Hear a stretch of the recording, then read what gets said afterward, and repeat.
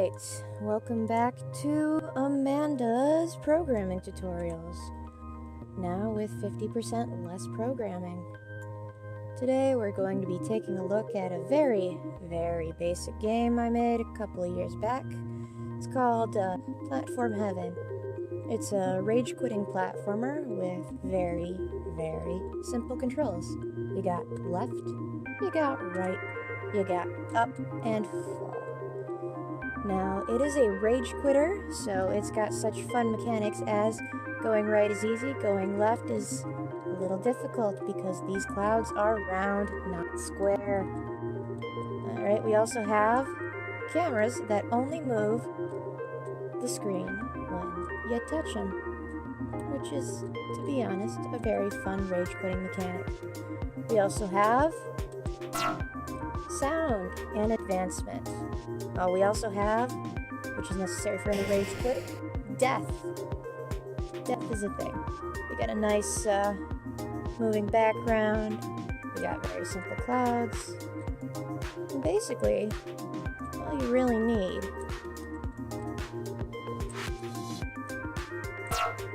is everything you've seen. Pretty simple. Nothing too difficult. Well, it's very difficult, but nothing too difficult to make. Let's take a look. Now, I made this in Game Maker. I know, very original title. But I actually bought the licensing for this for only like $2. So I know I'm allowed to record what I do in it. Alright, so if we took a look, this is the first level that we saw. It's stored as a room, just think of them like levels, and they execute in basic order. So 1, 2, 3, 4, 5, 6. Change the order, and, well, as soon as you press play, or you start the game, the first thing on this list is the first thing that'll show up. So this is currently our first level.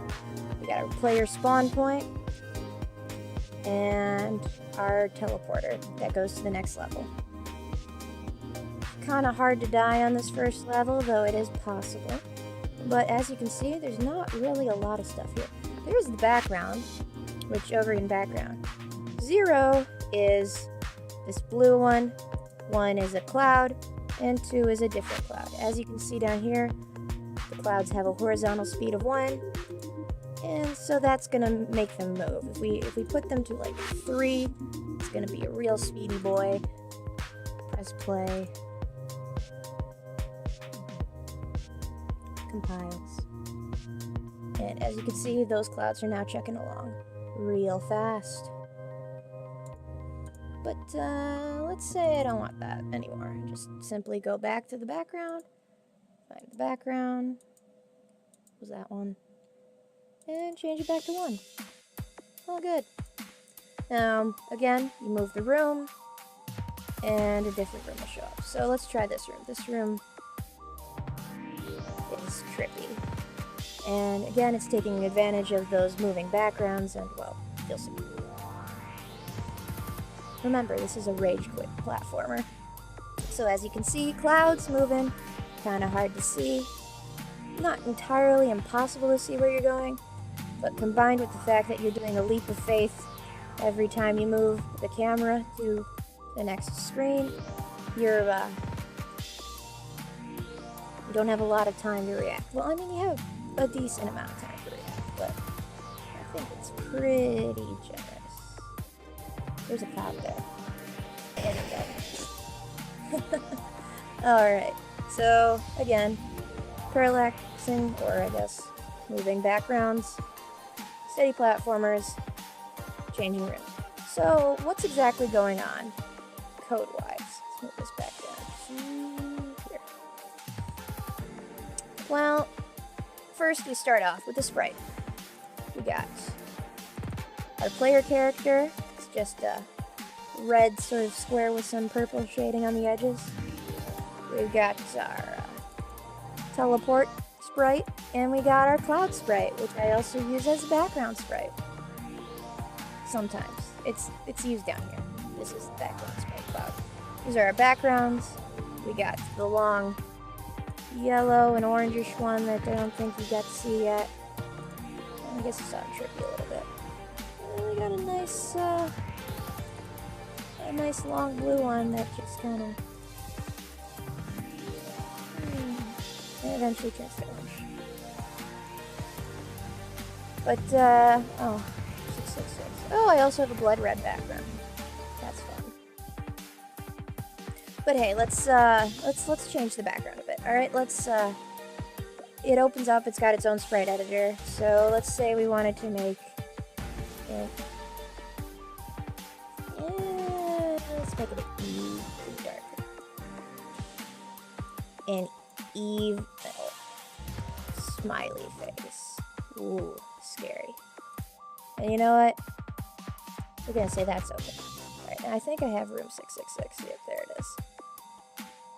We take a look. It just saved automatically. After I pressed the Control S, it applied, and look at that. There it is.